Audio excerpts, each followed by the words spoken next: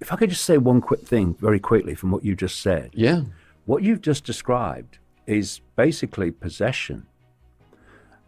Because, as I've just been talking about, the base form of the body is waveform.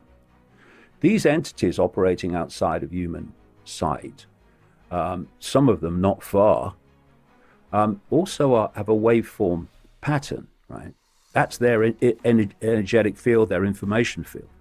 What happens with possession is that field starts to, it's called wave entanglement scientifically, where the waves connect. You know, if you throw two pebbles in a pond and the waves come out and then they collide with each other, that pattern is called entanglement. So the waves of the possessing entity entangle with the waves of the body, mind of the person being possessed. And it can be done mildly in the sense that it will affect the person's perceptions and behavior. But when that possessing entity's field entangles massively with the possessed person's field, what happens is the information field of the person starts to be infused more and more with the information field of the possessing entity, and that's when faces start to change. You know, like the Exorcist movie type. I've seen it. I've bloody seen it, where people's faces just change. It's because I'm decoding the possessed person's field before they're possessed. I see a human. And then the possessed entity starts to get a grip and infuse its information field into the person. Now that person's hologram is starting to shift because it's based on a different information source now. And so I see a person apparently face shifting. Now, one of the things I've talked about in the books, which is absolutely what you've just described, is that often these entities will they'll connect with someone, but then they'll kind of stay in the background. And when they're in the background, you would describe them as you have nice people. They're lovely people. But then when the entity wants to impose itself upon that person, then they become a completely different personality, because this possessing entity is a frickin' psychopath. That's why that which is possessed becomes psychopathic. And basically these bloodlines in these hybrid bloodlines, it's a form of possession, really. And so people you'll name people in the books about what they're doing, and people will say to you, I met him, he was a lovely bloke. Well, yeah, I'm sure he was. But I wonder what you think if you saw him in the ritual. You know what I mean? Not the same people.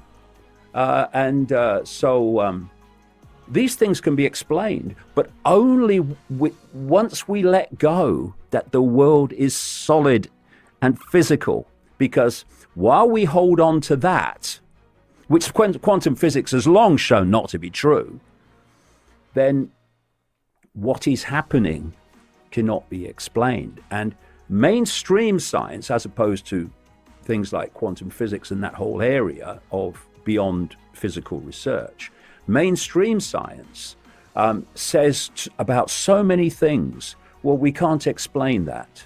Well, the reason they can't explain that is they're coming from the world is solid, and they'll never explain it. Once they realize it's not and how reality really is, these mysteries, oh, it's a mystery. How do you explain? Doddle. I left school at 15. Never passed a major exam in my life. Never mind university. Played for Oxford United for 3 months, as near as I got to university. Because you don't need a scientific mind to understand the world. You do not need an academic mind to understand the world. You need an open one. And when you open to information as it exists, rather than stay on the postage stamp and ignore that, then you start to see the world as it is. While famous professors and academics are saying, we don't understand this at all, or they're saying that's not possible. No. Don't confuse the limits of your mind with the limits of possibility. They're not the same thing. So Hitler was obsessed with Germanic history and bloodlines. Is it the competition between the Illuminati bloodlines that caused this world war? You think of a pyramid. You got the top of the pyramid. That's where it's all coming from. As you come down the pyramid, you will start to get competition and what have you. But this will knock heads together if it starts to get in the way of the agenda for humanity, which is complete control, not least through artificial intelligence. And you see, you can see a war from a public point of view and from a participant's point of view as a really bad thing.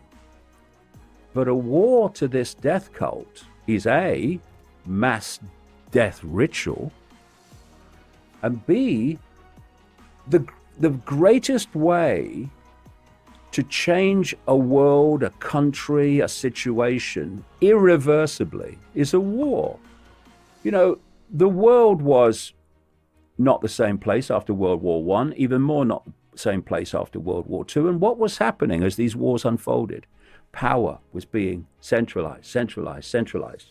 And if there's a few of you and you want to control the many, you must centralize power eventually on a global level. So these wars are of benefit to this cabal because with every one of them, they are irreversibly changing society. You look at all the centralization of global institutions, whether it's the World Bank, the International Monetary Fund, they came in the wake of World War II. So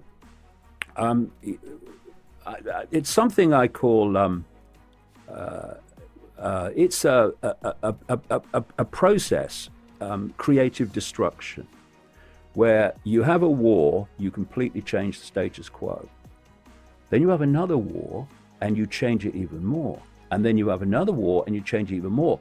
And what you're doing with each change of status quo is you're moving closer and closer to your ultimate goal, which is global centralization of power over every area of people's lives. And this is the goal of this cabal. And one of the massive central ways that they're seeking to achieve that now is the hoax of human-caused global warming.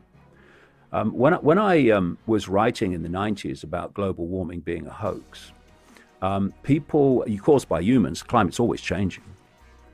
People said, well, why would they do that? And I said, because they are going to say we have to centralize power over the fine detail of your life to save the planet. That's what's coming.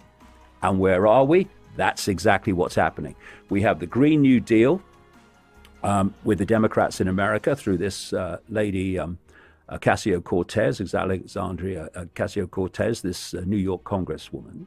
We have Extinction Rebellion in this country and around the world. And what they're calling for is precisely what I said would be the excuse of introducing as a result of selling the hoax of human-caused global warming. And it's kind of interesting, there is a year that keeps being repeated, and it's 2030.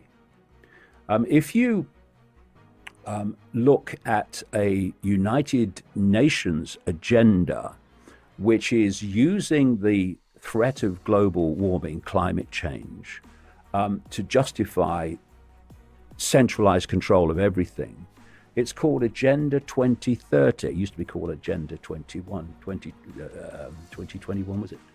But it's now called Agenda 2030.